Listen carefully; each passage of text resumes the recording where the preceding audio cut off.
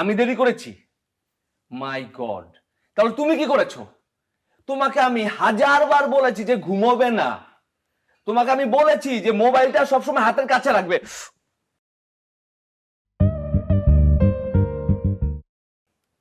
কি হয়েছে? কি হয়েছে জানতে চাচ্ছ? আমার কপাল হয়েছে, আমার কপালের দোষ সব। আমার তো অনেক বুদ্ধি, সেই অতি বুদ্ধির খেসারত আমাকে দিতে হচ্ছে।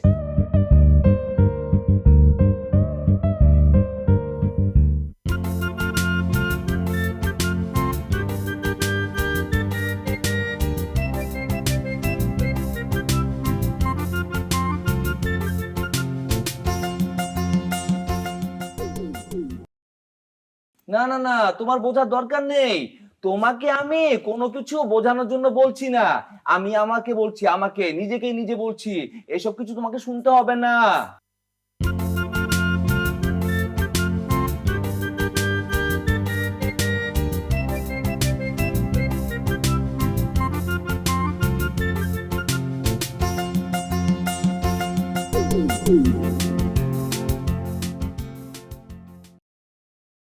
আমি একটা গাধা, আমি একটা ছাগল, আমি একটা আহাম্মক, আমি একটা ব্যাককেল, আমি একটা উজবুক।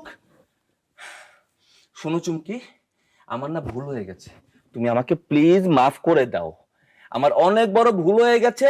আমাকে তুমি প্লিজ ক্ষমা করে দাও। কারণ কারণ হচ্ছে, আমি ভেবেছিলাম বউয়ের পেঁচালি হচ্ছে সংসারের অশান্তির মূল কারণ। কিন্তু বউয়ের পেঁচালের চেয়ে যে বেশি খারাপ অবস্থা হয় বউ নির্বাক হলে, সেটা আমার ধারণাতেই ছিল না। তার উপর কি চেয়েছিলাম? স্ত্রীর বধিরতা, যেন সে কানে শুনতে না পায়। কিন্তু কানে শুনতে না পেলে সেটা যে স্বামীর জীবনে কত বড় অশান্তি বয়ে আনে, সেটা এখন আমি হাড়ে হাড়ে টের পাচ্ছি।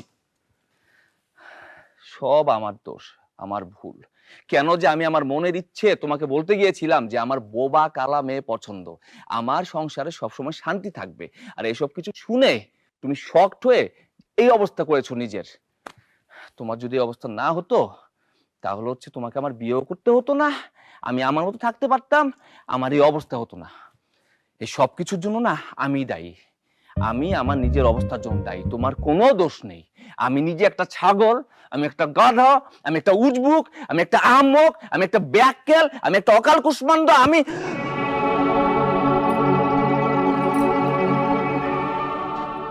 এই, কি কি হলো তোমার? কি আশ্চর্য, মুখে হাত দিচ্ছ কেন? এই হিলল, হিলল, কি হলো? হ্যাঁ? কি করবো এখন আমি? আরে আশ্চর্য, মুখে হাত দিয়ে পড়ে গেল কেন? এই এই হিলল, হিলল কথা বলো না কেন? আমি কি করবো এখন?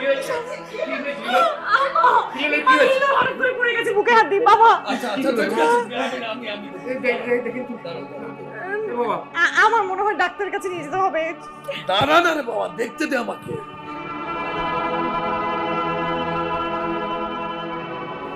কি অবস্থা তো খুব একটা বেশি ভালো বলে মনে হচ্ছে না। আমি বলছিলাম ডাক্তারের কাছে নিয়ে চলো, হসপিটাল নিয়ে চলো, অ্যাম্বুলেন্স কল করো। এই চোখ খুলেছে, চোখ খুলেছে। আমার কাছে মনে হচ্ছে ও চোখ খুললেই বাকি। আমার কাছে কেন যেন মনে হচ্ছে মায়ের স্ট্রোক হয়েছে। এখনই হাসপাতাল দাও। সর্বনাশ, আমার মনে হয় তুমি ঠিক আছো? বাবা, হাসপাতালে চল। বাবা বাবা, ভয়ের কিছু নেই, এখন আমি ঠিক আছি। হ্যাঁ কি ঠিক আছো? ঠিক আছো বললেই হবে? তুমি তো মুখে হাত দিয়ে পড়ে গেছো। না, আমার মনে হয় অ্যাম্বুলেন্স করেন বাবা। আমার মনে হয় অ্যাম্বুলেন্স করেন, ফোনটা কোথায়? আমরা ওকে নিয়ে বাবা বাবা বাবা বাবা, একটু শান্ত হও। আপনারা এখানে এসে বসেন। বাবা আসেন, এখানে আসেন। বাবা বসো। না না, হাসপাতালে বসো বসো বসো বসো বসো বসো বসো, সবাই শান্ত হই। হ্যাঁ, আমাকে নিয়ে এখন হাইপার হওয়ার কিছু নেই, আমি ঠিক আছি। কিন্তু আপনারা সবাই আমাকে এটা বলেন তো, এই যে আপনাদের মেয়ে আর তোমার বৌমা, সে যে এত সুন্দর করে কথা বলছে, আপনাদের সবার সব কথা শুনতে পাচ্ছে, এই বিষয়টা কি আপনাদের কারো কাছে অস্বাভাবিক লাগছে না? শোনো বাবা, আমি না সবই বুঝতে পারি। তার মানে আমি ছাড়া আপনারা সবাই জানেন যে চুমকি বোবা বা কালা কোনোটাই না।